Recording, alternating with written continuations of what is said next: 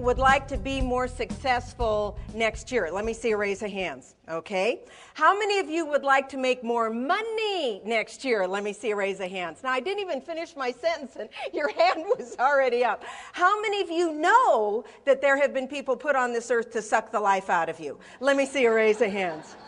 They are out there, aren't they? And what we have to make sure that we do is that we become the CEO of our lives. We take personal responsibility and personal accountability for every single thing that we do. That way, we will earn more money, we will be more successful, and I'll tell you what, you're going to be able to manage the conflict that you have in your life.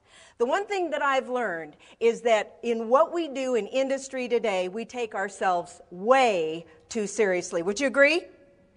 Yes or no? Yes? Absolutely. We need to lighten up.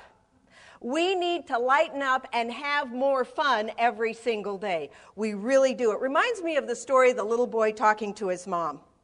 And he says, "Mom," he says, are you mad at me?" Says, "No, honey, I love you very much." He says, well, are you mad at the dog?" He said, "No, honey, I love the dog very much." He says, well, are you mad at Dad?" Say, no, your dad isn't in the doghouse." He says, "Well, Mommy, then I have a great big favor." He said, "Could you tell your face?" And I think a lot of times we're thinking that we're smiling. We're thinking that we're making that connection with other people. But I'll tell you what we know in emotional intelligence, and you know this today, only 10% of your success today is based on what you know, your cognitive skill, your technical training. 90% is making that connection with other people. And the quickest way to do it is to make sure you have a pleasant look on your face. And I see many of you nodding your heads. You know this, you just don't do it. So a lot of the things we're going to talk about, you've heard before, you just don't use them on a regular basis. I was coaching a woman some time ago, and she says, "Well, you know, you just can't do that. I'm way different at work than I am at home." And I'm thinking, how hard is that? Why don't we develop this behavioral consistency to make us personally accountable and responsible for everything that we do? We've got to make sure that we do that. One of the things that we have to do in being the CEO of your life is we have to start looking at our lives the way a CEO does their own company. For an example, you all have a human resource department. This has to do with the people in your life. How many of you out there have ever tried to have a friendship that just didn't work and you wound up having to fire that friend? Let me see a raise of hands. Anyone had to fire a friend? Because they're going to suck the life out of you if you don't. And you try to change them and that doesn't work. How many of you have ever tried to change another human being? Let me see a raise of hands. You know what I found out about that? It makes for great first marriages. Who's the one person that we can change?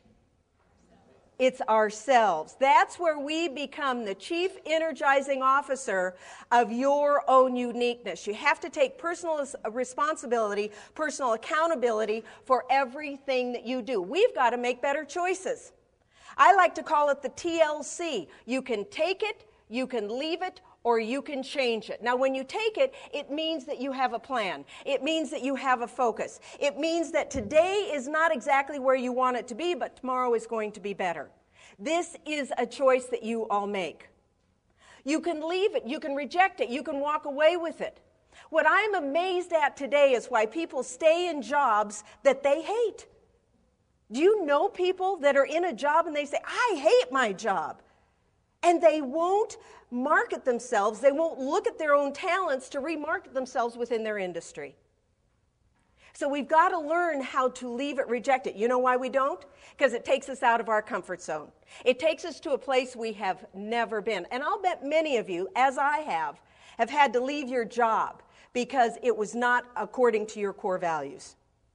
Some of you have had to walk away from personal relationships because they were damaging to you, either physically, mentally, sometimes both. It becomes a choice for us to do.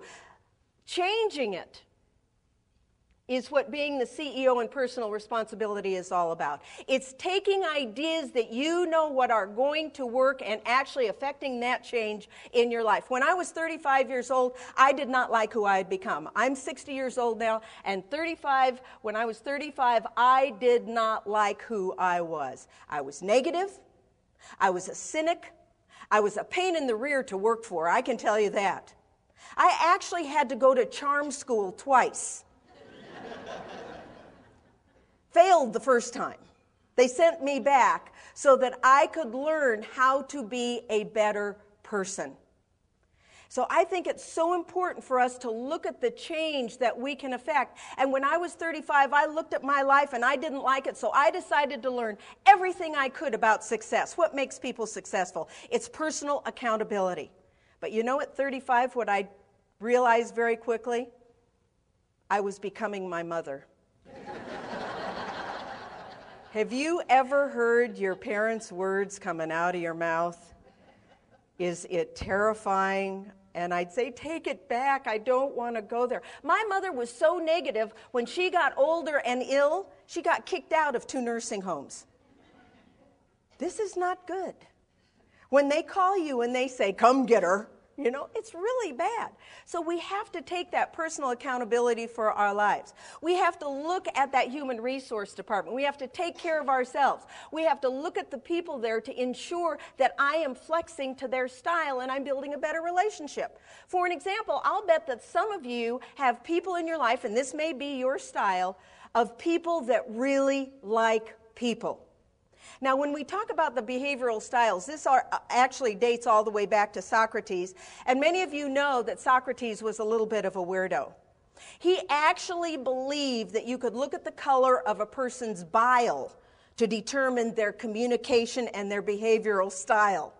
I'm very pleased to report that we have moved a long way from that, and we will not be asking you for a sample on your way out. So what I want to make sure that I do is that I flex to other people's styles. I want to ensure that no matter what my environment, no matter how much it changes every single day, I am being more flexible. So for an example, those people that really like people. These are the people that are wonderful in teams because they truly are the glue. And you'll hear it in their language. They'll say, well, does Joni know that she's going to be part of this team? Well, does Matt know this is going to involve part of his budget? These are the people that drive vans. And at lunch, they will say, I've got the van, I can take 12. They love that. It's really important for them. But for someone like me, this is not my primary style. These people make me crazy. They maybe make you crazy because you know what you have to do? You have to go back and say, how are those children? How's that dog? And you don't give a rip. I mean, you really don't care. In order to make that connection and in order to build your profitability and the accountability, you've got to make sure that you make that connection. Now, a good coping strategy with these people is to go out of your way to build the relationship, to make sure that they know that you care sincerely. Now, the next style of person, I love these people. These are called the socializers. These are the people that will eat up your time like nobody else. They'll come rushing into your office. They'll plop down and they'll say, oh, you won't believe what happened. It is so very exciting. I can't even stand it. And I just can't wait to give you every single detail. And you're thinking, I need 4 sticks of dynamite to blast them out back to their office.